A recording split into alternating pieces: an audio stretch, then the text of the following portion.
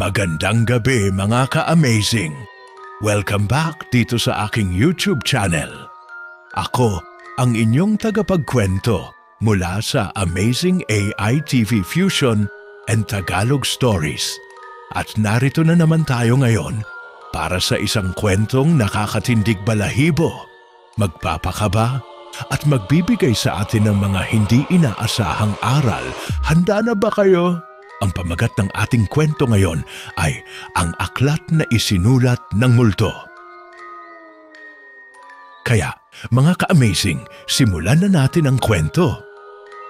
Tara, magsimula na tayo. Sa isang liblib na bayan sa lalawigan ng Quezon, may isang matandang gusaling halos nakakalimutan na ng panahon ang lumang aklatan ng San Roque. Wala nang halos bumibisita rito bukod sa alikabok, anay at mga aninong hindi kayang ipaliwanag. Ngunit isang araw, isang dalagang mula sa Maynila ang dumating sa bayan. Ang kanyang pangalan ay Luna Alcantara, isang manunulat na nawala ng inspirasyon at lumuwas ng probinsya para magpahinga at maghanap ng bagong ideya. Napakatahimik dito, wika ni Luna habang hawak ang kanyang kamera. Sakto to para sa isang horror novel. Habang naglalakad-lakad sa palengke, napadaan siya sa isang matandang babae na nagtitinda ng halamang gamot. Mapapansin agad ang babaeng ito. Nakasuot ng itim na belo, tila laging nanlilimahid at may mga mata na parang laging nagmamasid sa kaluluwa mo. Iwasan mo ang aklatang luma. Mahina, ngunit mariing sabi ng matanda. May aklat doong hindi mo dapat hawakan. Ngunit gaya ng karamihan sa mga taong mapag-usisa, lalo nang tumindi ang interes ni Luna. Kinagabihan, sa tulong ng bagong kaibigang si Marco, isang lokal na historiador, napag-alaman niyang may mga alamat ukol sa lumang aklatang iyon. Sabi nila, ani Marco, habang nagkakape sila sa harap ng isang gasera. May aklat doong walang pamagat, blanko ang mga pahina, pero may kababalaghan. Pag nahawakan mo, magsisimula na ang kwento mo at hindi mo na yon matatakasan. Pinuntahan nila kinabukasan ang aklatan. Bukod kay Marco at Luna, kasama rin nila ang kaibigan ni Marco na si Talia, isang librarian na may alam tungkol sa mga sinaunang aklat. Si Talia, ang tipo ng babaeng tahimik, palaging seryoso at tila may tinatagong lihim. Pagpasok nila sa aklatan, amoy agad ang alimuom ng kahoy, papel at panahon. Puno ito ng agiw at ang mga estante ay baluktot na sa bigat ng mga lumang libro. Dito raw sa pinakadulo, sabi ni Talia, itinuturo ang isang madilim na sulok kung saan may nakausling isang libro na kulay itim na may gintong sinulid sa gilid. Wala itong pamagat. Wala ring pangalan ng may akda. Nang hawakan ito ni Luna, biglang humangin sa loob ng silid kahit walang bintana. Tumingin si Talia kay Marco. Kita sa mga mata niya ang takot. Bitawan mo na, sabi ni Marco, ngunit huli na. Pagka-uwi ni Luna sa tinutuluyang bahay, hindi siya mapakali. Inilapag niya ang aklat sa kanyang lamesa. Blanko ang mga pahina. Sinubukan niyang isulat dito gamit ang ballpen ngunit ayaw kumapit. Wala siyang magawa kundi iwan ito at matulog. Sa panaginip, naroon siya sa isang madilim na kwarto na may lamparang nakasabit sa kisame. May isang nilalang, maputla, mahaba ang buhok at may tinta sa mga kamay. Tahimik itong sumusulat sa isang aklat. Nang lapitan niya, nabasa niya ang pamagat ng isinulat nito, Ang Buhay ni Luna Alcantara. Pagkagising niya, agad siyang napalingon sa aklat. Nasa unang pahina na ang kanyang pangalan at eksaktong kwento ng nangyari kahapon. Lumipas ang mga araw, gabi-gabi siyang nananaginip ng parehong nilalang at tuwing gigising siya, may bagong pahina na ang aklat. Lahat ng nangyari sa kanya sa araw na yon, kahit mga lihim niyang iniisip lang. Hindi ito normal, sambit ni Luna sa gitna ng pagkapanik. Tumawag siya kina Marco at Talia. Nang makita nila ang aklat, napaatras si Talia. May ganito rin ang lola ko noon. Tinatawag nila itong aklat ng kaluluwa. Isinusulat nito ang kwento ng isang tao hanggang sa wakas. Hanggang sa wakas? Tanong ni Marco. Kapag umabot ka sa huling pahina, iyon na ang huling araw mo sa mundo, sagot ni Talia. Napatahimik silang tatlo. Habang tumatagal, napansin ni Luna na pabibilis ng pabibilis ang pagsulat sa aklat. Dati, isang pahina kada araw. Ngayon 2, minsan 3. Lahat ng detalye ng buhay niya, mga pag-iisip, pangarap, takot, naroon na. Isang gabi, hindi na siya pinatulog ng multo sa panaginip. Sa halip, kinausap siya nito. Sa napakalamig na boses, sinabi ng nilalang, Hindi ka ang una, pero baka ikaw ang huli. Mula noon, nagsimula ng mangyari ang mas malalalang kababalaghan. Ang mga salamin sa bahay ay nagsimulang magpakita ng ibang imahe. Ang bintana ay bigla na lang bumubukas kahit walang hangin. Si Marco ay biglang dinugo ang ilong habang binabasa ang isang pahina ng aklat. Si Talia ay nawala ng ulirat matapos basahin ang bahagi kung saan nabanggit ang pagkamatay ng kanyang kuya, isang bagay na hindi pa niya nasasabi kahit kanino. At ang pinakakakilabot, isang araw nang magising si Luna, nakita niya na ang ikahuling pahina ay naisulat na. Isa na lang ang natitira. Kinabukasan, halos hindi na makatingin si Luna sa aklat. Nakatambad ito sa kanyang lamesa, bukas sa ikahuling pahina, kung saan nakasaad ang lahat ng nangyari kahapon. Ang pagdugo ng ilong ni Marco, ang pagkahimatay ni Talia, pati ang takot na hindi niya maipaliwanag sa dibdib niya. Pero wala siyang sinulat. Wala siyang sinabi. Wala siyang kinuwento kahit kanino. Paano nalalaman ng aklat ang lahat? Napuno ng kaba ang kanyang dibdib. Huminga siya ng malalim at muling binalikan sina Marco at Talia sa lumang aklatan. Hindi na nila ininda ang alikabok, ang mga aninong gumagalaw sa mga gilid ng silid o ang malamig na simoy ng hangin kahit tanghaling tapat. Nasa isa ng mas malalim na yugto ang takot nila. Hindi na ito basta kababalaghan. Isa na itong sumpa. May naalala ko, sambit ni Talia, namumutla habang binubuklat ang isang makapal na aklat sa sulok ng aklatan na nakatagilid ang pabalat. Noong bata pa ako, sinabi ng lola ko na ang aklat na yon ay gawa ng isang sumumpang espiritu. Sumumpa? Tanong ni Marco. Oo, sagot ni Talia. Isang babaeng manunulat noong panahon ng mga Kastila. Tinorture siya ng mga praile. Sinunog ang kanyang mga sinulat. Sinasabing bago siya mamatay, nagsumpa siya. Kung hindi niyo papayagang mabuhay ang kwento ko, isusulat ko ang buhay ng bawat isa hanggang mamatay sila. Napatahimik si Luna. Pero bakit ako? Tanong niya. Marahil dahil ikaw ay isang manunulat. Maaaring ang espiritu niya ay nakakapit sa mga tulad mo. Mga taong nagdadala ng kwento, sagot ni Talia. Paano natin pipigilan to? Bulalas ni Marco. Hindi pwedeng basta natin hintayin na maisulat ang huling pahina. Tahimik si Talia. Tumingin siya sa paligid.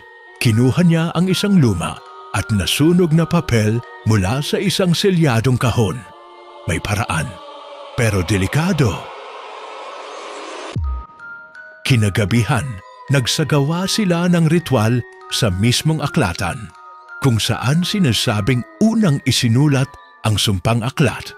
Si Marco ang humawak ng kandila, si Talia ang bumigkas ng sinaunang orasyon mula sa sulat ng lola niya. At si Luna, siya ang kailangang humarap sa espiritu sa panaginip. Kung hindi mo ito hinarap, ikaw ang mamamatay sa huling pahina. Pero kung makakausap mo siya, baka may paraan pa para mawasak ang aklat. Sabi ni Talia, lumalalim na ang gabi. Sa sandaling dumikit ang ulo ni Luna sa kutsyon sa loob ng aklatan, agad siyang nahulog sa isang malalim na panaginip. Wala siyang naramdaman kundi lamig, kadiliman, at isang biglaang liwanag mula sa isang luma at kinakalawang na lampara. At sa gitna ng liwanag, naroon muli ang espiritu. Maputla, duguan ng damit, may mga bakas ng paso sa balat. Nasa harap nito ang isang mesa. Naroon ang aklat. May hawak itong panulat na gawa sa buto. Bakit ako? Tanong ni Luna. Nanginginig. Dahil nais mo rin isulat ang mundo. Pero hindi mo kailanman nauunawaan ang kapalit nito. Sagot ng espiritu, habang unti-unting sinusulat ang huling linya ng buhay ni Luna. Kung isusulat mo ang wakas ko, tuluyan mo akong pinapatay. Sigaw ni Luna. Lahat ng may kwento ay kailangang matapos. Ngunit kung nais mong baguhin ang wakas, kailangan mong ialay ang isang panibagong kwento. Isang mas mahalaga, mas malalim, mas makapangyarihan. Anong ibig mong sabihin? Tanong ni Luna. Isang kwento ng kaluluwa. Isa na hindi mo na mababawi kapag isinulat mo. Ibigay mo sa akin ang isang taong mas handang mawala kaysa sa iyo. Napabalikwas si Luna. Pawis na pawis, nanginginig. Ngunit sa mesa, nandoon na ang huling pahina at hindi pa ito na isusulat. Tumakbo siya kina Marco at Talia. Pwede pa akong mabuhay, pero kailangan ko raw mag-alay ng isang kwento, isang buhay. Luna, maring sabi ni Marco, hindi mo gagawin yon. Hahanapan natin ng ibang paraan. Ngunit lumalalim na ang gabi. Ang anino sa aklatan ay gumagapang nasa sahig. May bulong na sa hangin. At bawat minutong lumilipas, unti-unting nawawala ang tinta sa mga pahina. Bumabalik sa panulat ng espiritu. Ibig sabihin, magsusulat na ito muli. Isusulat na ang wakas. Naglalaban ang loob ni Luna. Sa isang kamay, hawak niya ang buhay na unti-unting nilalamon ng aklat. Sa kabilang banda, ang kabigatan ng tanong ng espiritu. Ibigay mo sa akin ang isang kwento, isang buhay na kapalit. Habang nagkakagulo ang isip niya, naramdaman niyang parang may dumidikit na lamig sa kanyang batok. Hindi hangin, kundi presensyang hindi matahimik. Si Marco at Talia, bagamat nasa tabi niya, ay tila hindi ramdam ang nangyayari. Tila siya lang ang nakakakita, nakakaramdam, nakakaalam. Kinagabihan, habang tulog ang dalawa, muling bumalik si Luna sa panaginip. Muling naroon ang espiritu, ngunit ngayong gabi, may hawak na itong bagong pahina. Blanco, piliin mo, wika nito sa malamig, pasag na tinig, ang sarili mo o ang kwento ng iba. Sa kanyang harapan, lumitaw ang mga anino ni na Marco at Talia, tila mga silhouette na nabubuo sa usok. Isa lang ang kailangang ihandog. Isa lang ang kailangang maisulat. Sa paggising niya, luhaan si Luna. Namumugto ang kanyang mga mata. Nanginginig ang kanyang mga kamay. Ngunit malinaw sa isipan niya ang hatol ng espiritu. Isang kaluluwa kapalit ng kanyang kwento. Hindi ko kaya. Bulong niya. Anong hindi mo kaya? Tanong ni Marco habang naglalagay ng kape sa tasa. Napatingin sa kanya si Luna, mata sa mata. Isang bagay na hindi mo dapat malaman, sagot niya. Tinatago ang pag-iyak. Nagtaka si Talia. Tahimik ang dalaga habang binubuklat ang lumang aklat na puno ng Latin at sinaunang Tagalog. Hanggang sa may nakita siyang pahina, isang lihim. Luna, tawag ni Talia, halos hindi makapaniwala sa nabasa. May paraan para tapusin ang sumpa nang walang kailangang ialay. Paano? Sabay nilang tanong ni Marco. Ang espiritu, siya rin ay isang manunulat. Ang sumpa ay nag-ugat sa pagkawasak ng kanyang sining.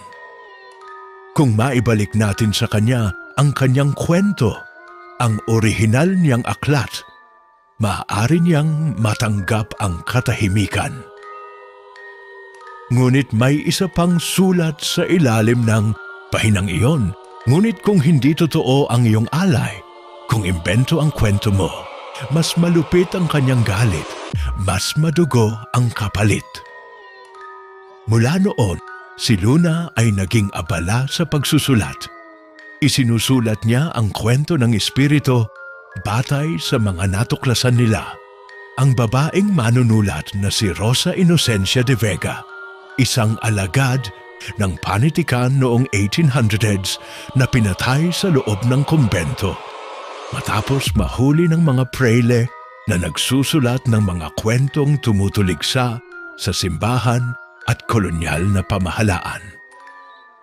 Isinulat niya ang buhay nito mula pagkabata hanggang sa kanyang mga lihim na tula hanggang sa kanyang kamatayan sa loob ng selda. Isinulat niya ito sa sarili niyang tinta, sa lumang papel. At sa wakas, isinilid ito sa loob ng aklat na isinulat ng multo.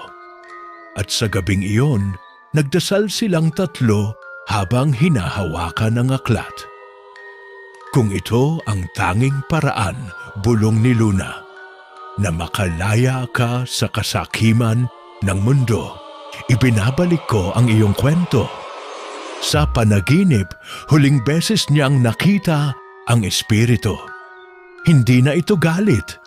Hindi na ito maputla. Sa halip, nakangiti ito habang hawak ang bagong aklat na isinulat ni Luna. Salamat, wika ng espiritu, dahil pinalaya mo ang aking tinig. Ngunit bago ito mawala, lumapit ito kay Luna, may iniabot. Isang punit na pahina mula sa lumang aklat. Ang huling pahina at sa pahinang iyon ang nakasulat. At si Luna, sa kabila ng takot, ay piniling magsulat hindi para sa sarili, kundi para sa iba. At sa huling pahina ng aklat ay isang panibagong simula. Pagkagising niya, ang aklat ay wala na sa mesa. Wala na ang multo, wala na ang sumpa. Ngunit naroon pa rin ang pahinang ibinigay sa kanya.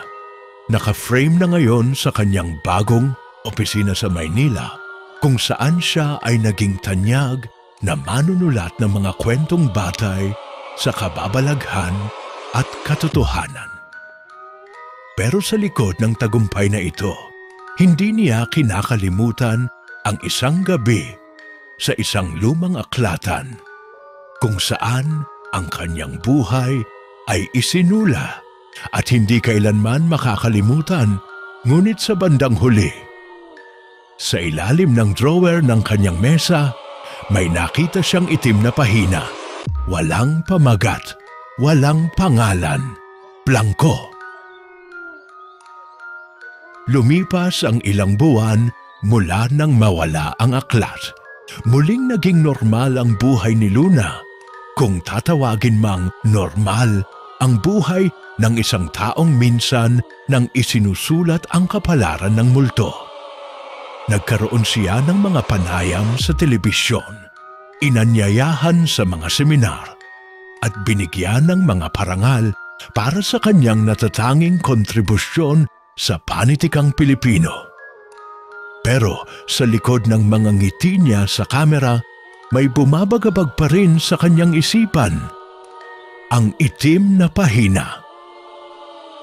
Isang gabi, habang sinusubukan niyang ipikit ang kanyang mga mata, narinig niya ang kaluskos mula sa ilalim ng kanyang drawer.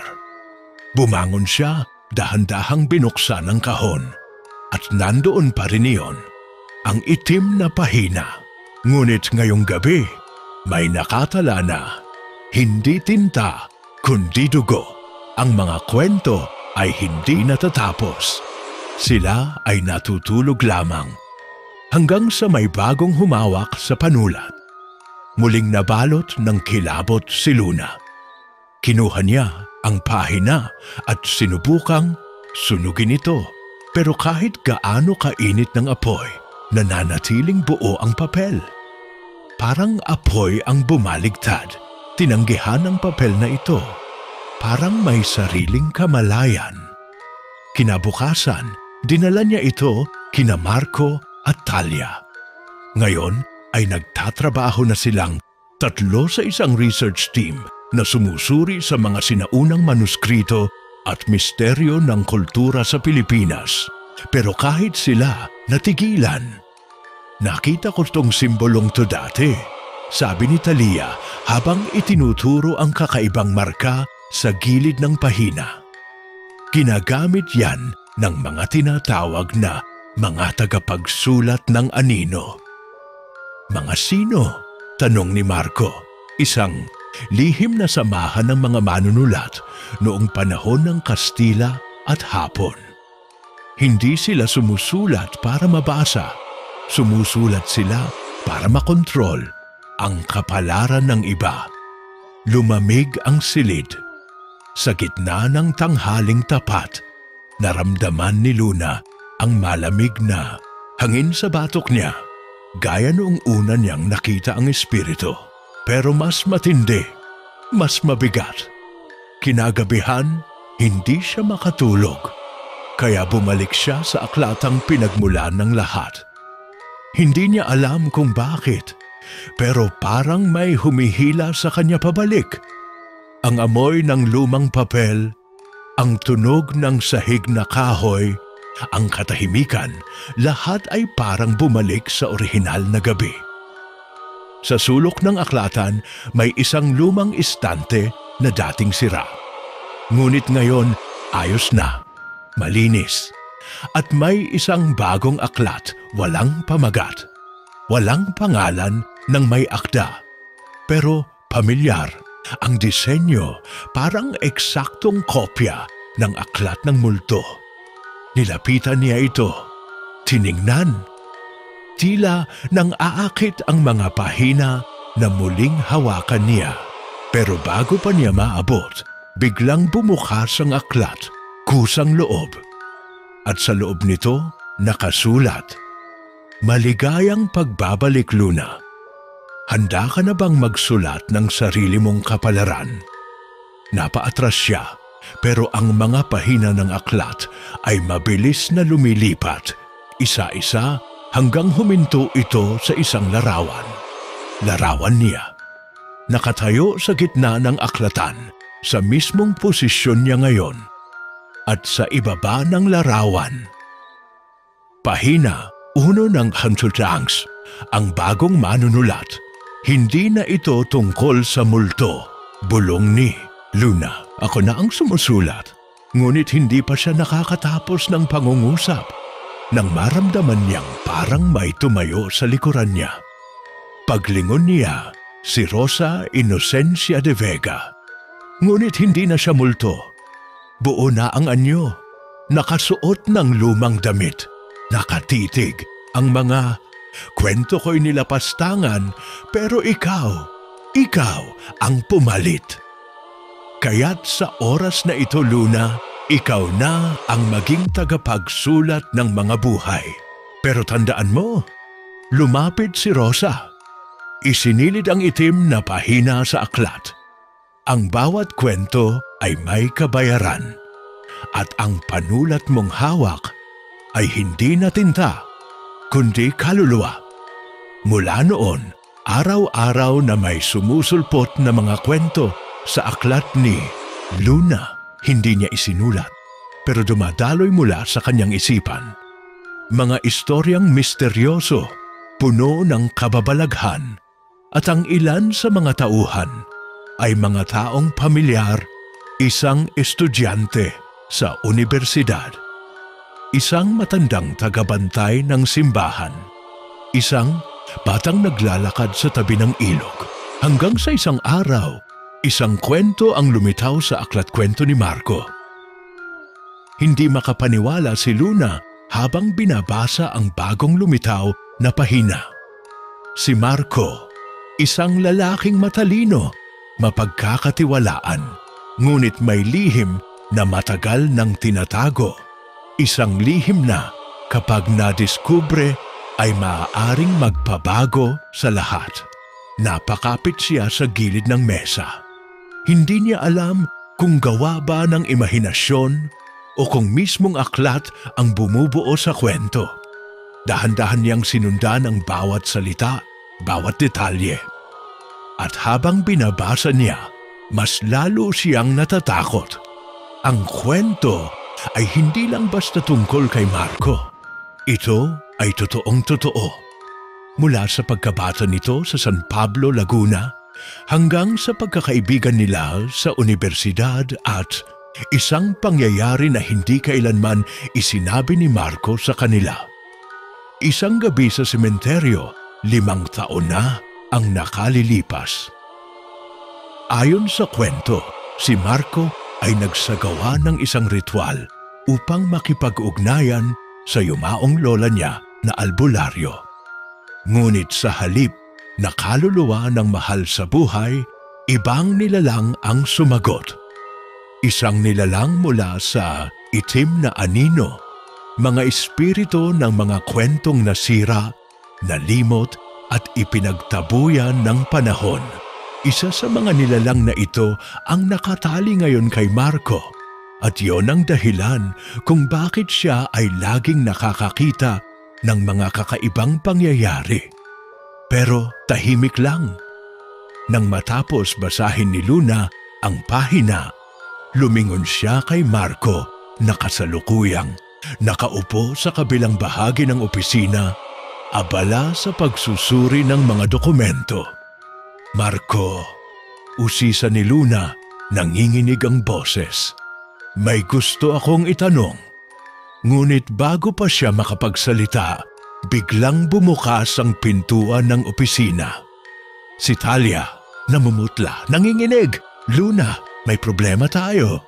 Sa mesa ni Talia, ipinakita niya ang bagong dokumentong natagpuan niya mula sa lumang bodega ng unibersidad. Isang journal, sulat kamay, luma at may amoy ng amag. Ngunit malinaw ang pamagat.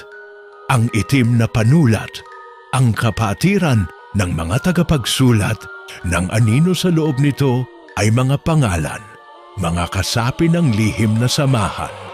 At isa sa huling pangalan, Marco Eugenio Ramirez. Hindi makapaniwala si Luna. Napatayo siya. Talia, sigurado ka ba? Tumango si Talia, nanlilisik ang mga mata. At hindi lang yan, may dokumento sa likod may lagda ni Marco at petsa ng pagsapi. 3 buwan bago natin makita ang aklat. Pagbalik niya sa opisina, wala na si Marco. Naiwan ang laptop, notebook, cellphone. Pero siya, parang naglaho. Hinagilap nila ang mga CCTV ng universidad. Huling nakita si Marco sa silid-aklatan. Sa parehong shelf kung saan una nilang nakuha ang aklat. Ngunit ang hindi nila inaasahan, nang tanggalin ni Marco ang isang libro mula sa istante. May bumukas na lihim na pinto. 100 pababa. Papasok sa ilalim ng aklatan. Hindi ito pwede. Bulong ni Luna. May daan pa papunta sa ilalim? May lumang kwento, sagot ni Talia, na ang lumang aklatan ay itinayo sa ibabaw ng isang lumang katakom, ang dating taguan ng mga revolusyonaryo at albularyo noong panahon ng Kastila. Baka yon ang tinutukoy ng pinto. Gabing iyon, muling bumalik si Luna at Talia sa aklatan. Dala nila ang lumang journal, isang flashlight at ang punit na pahina ng aklat na hawak pa rin ni Luna. Pumukas nga ang pinto. Isang makipot na lagusan, amoy ng lumang lupa at malamig na hangin ang bumungad. Habang bumababa sila sa hagdan, naririnig nila ang maliliit na tunog, bulong ng papel, tila pagaspas ng mga pahina. Hanggang sa marating nila ang ilalim, isang silid na puno ng mga aklat. Hindi basta aklat, ito'y mga buhay. Ang bawat aklat ay may pangalan. At isa sa gitna, may bukas na pahina. Nasa gitna si Marco. Nakaupo, hawak ang itim na panulat. Luna, kailangan mong marinig ang paliwanag ko. Hindi gumagalaw si Luna. Hawak niya ang punit na pahina habang nakatitig sa kaibigang si Marco. Nakaupo sa gitna ng lumang silid sa ilalim ng aklatan. Hawak ang isang panulat na kulay itim ang katawan, kumikislap na tila may sariling buhay. Marco, mahinang bulong ni Luna. Ano ba talaga ang nangyayari?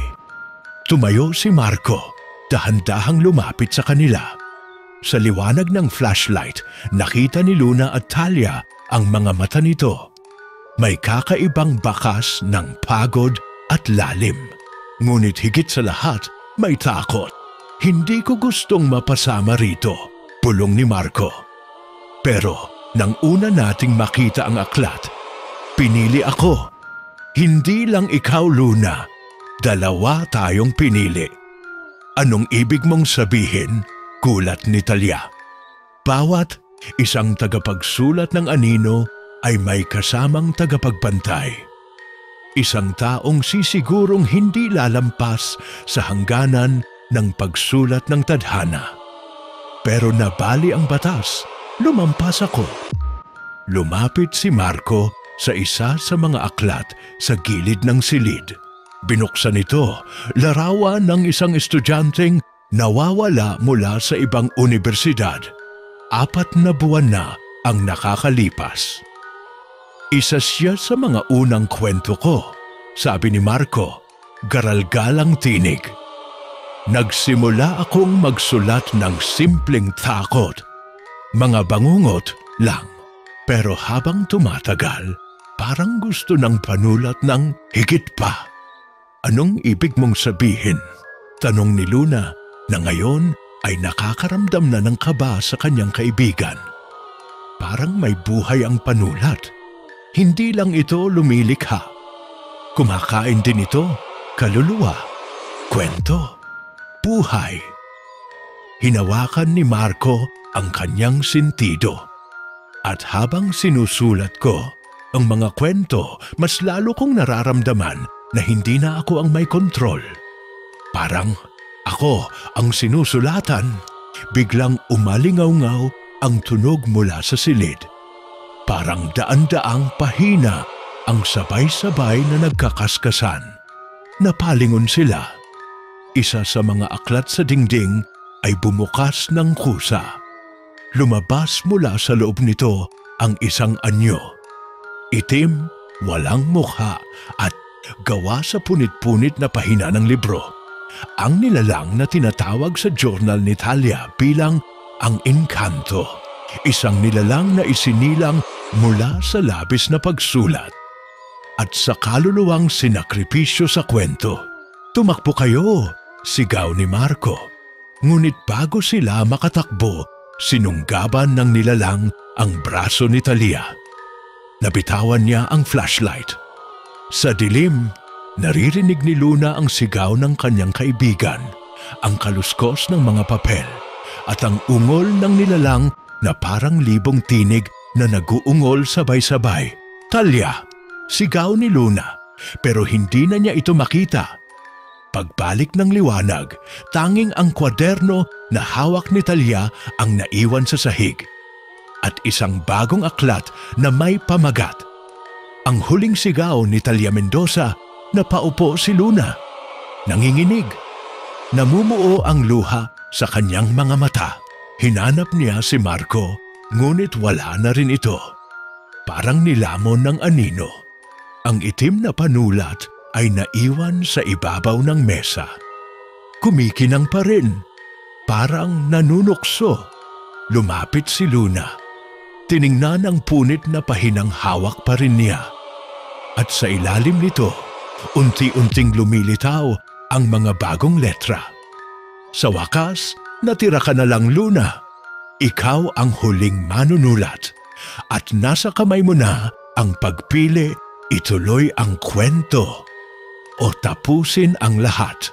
Sa paligid niya, isa-isang nagsimulang bumukas ang mga aklat sa dingding. Mga pangalan, mga mukha, mga kwento na hindi pa naisusulat. Ngunit naghihintay ng tinta ng panulat. Ang bawat pahina parang bumubulong. Sumulat ka, sumulat ka, sumulat ka. Nakahawak si Luna sa itim na panulat. At habang unti-unting dumidilim ang paligid, para bang hinihigop siya ng mismong mga aklat. Ang mga pahina ay kumakampay sa ere. At mula sa bawat libro ay lumilitaw ang mga aninong gawa sa tinta. Hindi multo, kundi mga kwentong buhay na muli. Muling bumalik sa isip niya ang mga paalala ni Rosa Inocencia. Ang bawat kwento ay may kabayaran. At ang panulat mong hawak ay hindi na tinta, kundi kaluluwa. Napakapit siya ng mahigpit sa panulat. Nilalabanan ng udyok na magsulat. Ngunit isang pamilyar na tinig ang lumitaw mula sa gitna ng dilim. "Pabulong, Luna." Tumigil ang oras. Nanlalamig ang kanyang balat. Kilala niya ang boses na iyon. "Talia." "Luna, nandito pa ako. Tulungan mo ako." Napalingon si Luna sa direksyong pinanggalingan ng tinig. At doon, sa isang aklat na bahagyang nakabukas, nakita niya ang anyo ni Talia. Nakatingin sa kanya, tila nakulong sa loob ng mismong pahina. "Luna, hindi pa huli ang lahat. Pero kailangan mong sumulat. Kailangan mong baguhin ang kwento ko." Pero naramdaman niya rin ang panibagong presensya sa likod niya. Si Marco. Hindi na siya mukhang tao. Ang balat niya ay parang papel. Ang mata ay tinta. At sa likod niya, nakapaloob sa anino, ay ang nilalang, ang Encanto. Parang ang katawan nito ay dumadami, lumalawak, sinasakop ang buong silid. "Masyado nang huli," wika ni Marco. "Hindi na ito tungkol sa atin. Hindi ito tungkol sa mga kwento natin, kundi sa mismong mundo." Biglang sumabog ang ilaw mula sa itim na panulat. Nabitawan ni Luna ito. Ngunit kahit hindi niya hawak Lumulutang ito sa hangin at ang mga pahina sa paligid ay nagsimulang mag-ayos ng sarili. Isang aklat ang nabuo sa kanyang harapan. Walang pamagat. Ngunit sa unang pahina, may isang mensahe. Ang susunod na kwento ay isusulat ng puso, hindi ng takot. At sa wakas, may pagkakataon pa ang katotohanan. Naramdaman ni Luna ang tila kalmang puwersa mula sa loob ng aklat. Isang uri ng lakas na hindi nagpapasuko. Isang lakas na lumalaban sa kadiliman ng tinta. Napatingin siya sa aklat kung saan nakakulong si Talia. Isinara niya ang mata, inilapat ang kanyang kamay sa ibabaw at sa isip niya nagsimulang magkwento. Sa kabila ng anino, si Talia ay hindi natalo. Siya ay nagsilbing ilaw, tagapagtanggol ng mga kwento, at sa araw ng kanyang pagkaligaw, isang kaibigan ang magbabalik sa kanya. Biglang umuga ang silid, nabiyak ang aklat ni Talia. At mula rito, lumabas siya, humihingal, nanginginig. Ngunit, buhay, Luna, yakap ni Talia, nagtagumpay ka. Ngunit hindi pa tapos. Si Marco ay humakbang papalapit, dala ang anino sa kanyang likod. Hindi ninyo ako maiiligtas. Pinili ko na ito. Ako na ang panulat. Ngunit sa sandaling iyon, tumigil ang lahat. Ang mga pader ng silid ay tila naging papel na din. Unti-unting naglalaho ang lahat. Isa-isa, ang mga aklat ay nagiging abo. At sa huling saglit, ang tinig ng matandang multo. Si Rosa ay muling narinig. Ang panulat ay para lamang sa mga may malinis na layunin. At ang sinumang sumulat gamit ang kasinungalingan ay maglalaho sa pahinang walang wakas. Si Marco ay unti-unting nabalot ng tinta. Hindi na siya makakilos. Sa kanyang mga mata, may luha. Ngunit hindi siya humingi ng tulong. At sa huling sandali, isang bulong ang narinig. Luna, ikaw na ang tagapagsimula ng bagong aklat. Gamitin mo ito upang maisulat muli ang mga kwentong lumihis. Ang panulat ay muling bumagsak sa mesa. Tahimik na ang paligid. Si Talia ay nakatayo sa tabi ni Luna at ang silid ng aklatan sa ilalim ng mundo ay unti-unting nagsasara, parang hindi na muling magbubukas. At sa ibabaw ng luma nilang mesa sa universidad, isang bagong aklat ang naroroon. Ang aklat ng hinaharap. Walang laman, wala pa. Ngunit sa unang pahina, may isang linya. Ito ay hindi katang-isip. Ito ay babala. Lumipas ang ilang linggo mula nang mawala ang lihim na silid sa ilalim ng lumang aklatan. Sa panlabas, normal ang lahat.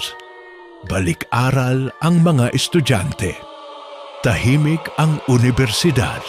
Walang nakakaalam sa nangyaring trahedya, maliban kina Luna at Talia. Ngunit sa kaloob-looban ng kanilang pagkatao, may mga tanong na hindi na mabubura. May takot na hindi na mawawala. Nasa kamay pa rin ni Luna ang aklat ng hinaharap. Isang kangkuo. Diyos Johannes, Jito. Kaya siya isang aklat na tila walang laman, ngunit araw-araw ay may isang bagong pahina na lumilitaw. Ngunit iba na ito sa nauna. Hindi na kwento ng nakaraan ang sinusulat, kundi mga pangyayaring hindi pa nangyayari. Sa unang pagkakataon, isang umaga, habang nagkakape si Luna sa loob ng opisina ng kanilang organisasyon, lumitaw ang bagong pahina. Ngayong araw, isang bagong nilalang ang magpapakita. Isa siyang nawawalang kwento na pilit bumabalik. Ngunit siya ay may galit at pagdating niya, may dapat magbayad. Talia, bulalas ni Luna habang binabasa ang pahina. Hindi pa tapos ang lahat. May paparating at galit siya. Napakunot ang noo ni Talia. Akala ko ba sarado na ang daan sa ilalim ng aklatan? Hindi natin alam kung iisa lang ang lagusan. Baka ang panulat mismo ang bumubukas ng daan, hindi ang lugar. Doon nagsimula ang kakaibang sunod-sunod na pangyayari. Una, isang estudyante mula sa literature department ang nakita ng mga janitor na lumalakad habang tulog.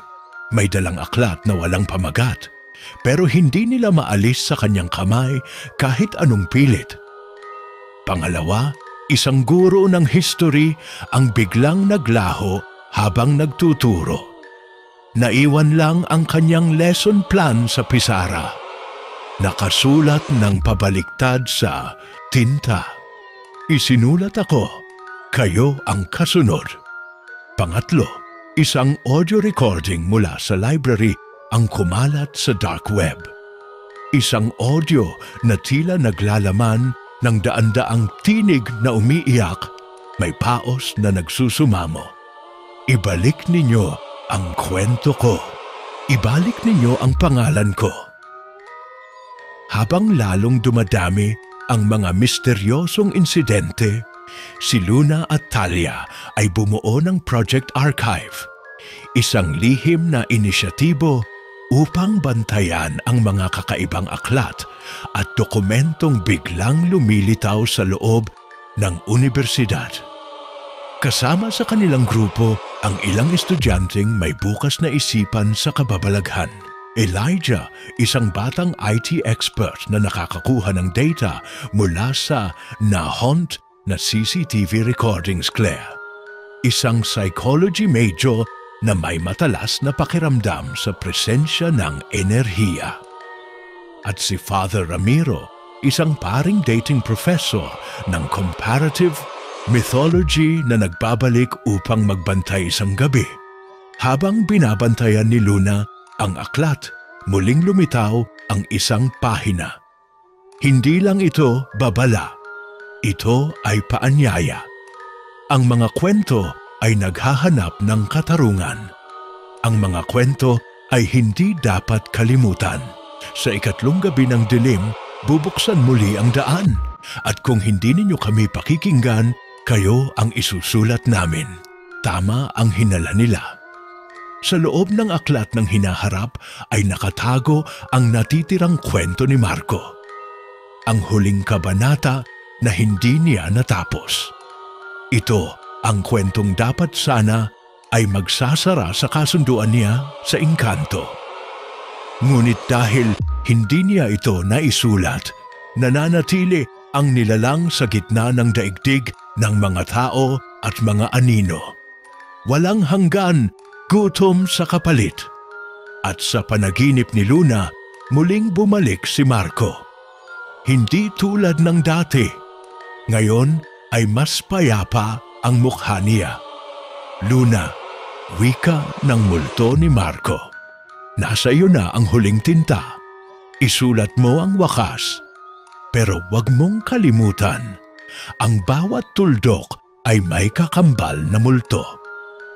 Sa pagsapit ng ikatlong gabi ng dilim, 100 mula sa loob ng chapel ang bumukas.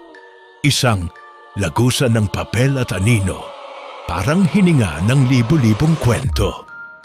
Handa na sina Luna, Talia, Elijah, Claire at Father Ramiro. At sa unang hakbang nila papasok sa lagusan, narinig nila ang bulong mula sa aklat ng hinaharap. Ang panulat ay nasa iyo, ngunit ang tinta ay nakalaan sa isa. Isa sa kanila ang kailangang magsakripisyo upang may sulat ang wakas. Ngunit sino? Ang ikatlong gabi ng dilim ay dumating na. Ang buong universidad ay tila nilukuban ng malamig na ulap. Parang may dumalaw na presensya ng 1,000 multo. Tahimik ang mga pasilyo, nakasara ang mga pinto ng mga silid, at kahit ang mga ilaw ay tila nag-aalangan kung sisindi ba o hindi. Sa loob ng chapel, kung saan muling bumukas ang lagusan ng tinta at anino, naroon sina Luna, Talia, Elijah, Claire at Father Ramiro. Nakatayo sila sa harap ng bumubukal na pader ng kwento. Gawa sa mga pahinang lumilipad, umiikot, humahaplos sa kanilang balat na parang sinusuri kung sino ang karapat-dapat pumasok. Luna ang unang humakbang. Sa kanyang kamay, hawak niya ang aklat ng hinaharap at sa kabilang kamay ang panulat. Itim, mabigat at malamig gaya ng gabi. Isang boses ang dumaloy sa hangin. Bago ang wakas, isa sa inyo ang isusulat. Walang gustong magsalita. Lahat sila ay handang lumaban. Pero alam nilang hindi ito laban ng lakas. Ito ay pagsubok ng loob. Biglang lumitaw ang imahe ni Marco mula sa loob ng pader ng tinta. Hindi siya mukhang takot, sa halip parang may dalang kapayapaan. Luna, bulong niya, kailangan mong isulat ang wakas ng kwento ko. Ngunit hindi sapat ang salita. Kailangan mong gamitin ang puso. At isang alaala na totoo. Napatingin si Luna kay Talia. Si Talia, na minsang nawala sa anino, ngayon ay naging matatag na kasama. Kung ang isusulat natin ay pag-asa, wika ni Talia, dapat hindi ito matapos sa takot. Dapat may liwanag. Sa loob ng lagusan, humakbang na sila. Sa bawat yapak, may sumusulpot na mga imahe. Mga kwento ng mga taong kinalimutan ng kasaysayan. Mga multong isinantabi ng lipunan. Mga aninong sumigaw ngunit hindi pinakinggan. Habang lumalalim sila sa loob ng lagusan, isang malaking aklat ang sumalubong sa kanila. Aklat ng wakas. Blangko rin ito, ngunit may isang pahinang bukas at may isang mensahe. Ang panulat ay maaaring magsalba, ngunit ang tinta ay buhay. At sa mismong harapan ng aklat, lumitaw ang inkanto, ang nilalang na pinakawalan ni Marco noon. Mas malaki ito ngayon, mas madilim at mas galit. Ngunit may kakaiba. Ang katawan nito ay gawa na ngayon sa mismong kwento ni Marco. Isang nilalang na uhaw sa pagtatapos. Isulat mo ang wakas. Sigaw nito, ang tinig ay nag-echo sa buong lagusan. Luna ay lumuhod sa harap ng aklat ng wakas. Ngunit bago siya makapagsimula, may isang kamay na lumapat sa kanyang balikat. Father Ramiro, Luna, ako na ang magsisilbing tinta. Ako na ang sakripisyo. Nagulat silang lahat. Bilang tagapagtanggol ng mga kwento, ako ang unang nagkulang. Pinagtakpan ko ang mga multo ng kasaysayan. Ako ang dahilan kung bakit nabuo ang nilalang na ito. Hayaan ninyong itama ko ang pagkakamali ko. Hindi nakapagsalita si Luna. Sa loob ng puso niya, ramdam niya ang bigat ng desisyon. Tumango siya at sa paghawak ng panulat, nagsimula siyang magsulat. Sa wakas, ang nilalang ng tinta ay nakatagpo ng kapayapaan. At ang kwento ng mga nakalimutang multo ay naisulat, narinig at pinatawad. Isang sakripisyo ang nagbigay daan sa bagong simula. At ang kwento ay muling isinilang. Hindi bilang babala, kundi bilang alaala. Biglang lumiwanag ang buong lagusan. Ang katawan ng inkanto ay naging mga titik. Isa-isa itong bumagsak sa aklat ng wakas. Si Father Ramiro ay nginitian sila sa huling sandali. habang unti-unti siyang nagiging tinta. Bumabalot sa mga pahina, nagiging kwento. Isang malakas na hangin ang dumaan at pagdilat nila, nasa chapel na silang muli. Tahimik, normal. Ngunit sa gitna ng altar, naroon ang isang aklat na may bagong pamagat. Ang kwento ng mga hindi nakalimot. At sa huling pahina, nakasulat, ang bawat kwento ay may hangganan. Ngunit ang alaala ay walang kamatayan. At diyan na nagtatapos ang ating kwento, mga ka-amazing.